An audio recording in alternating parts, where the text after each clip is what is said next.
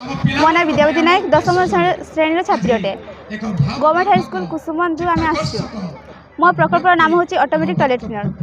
जेहेतु आजिकल दुनिया देखागला सरकार स्वच्छ भारत अभियान रे विभिन्न ग्रामांचल सहरांचल शौचालय व्यवहार करुँच किंतु यही शौचालय को लोक मैंने ठीक भाव में परिचालन करूना जहाँफल कि अपरिष्कार रखिदे कारण समस्त मानसिकता सामान नुह से मैंने शौचालय को व्यवहार करुँच सफा करने कुंठाबोध करुँच समय अभाव हो कि व्यस्ततार से सफा करूना जहाँफल कि से शौचालय अपरिष्कृत हो पुनः व्यवहार उपयोगी हो पारनी लोक मैंने जहाद्वारा बाहर परिवेश को मलत्याग करुँच जहाद्वारा आम परिवेश को आम खराब करुँच।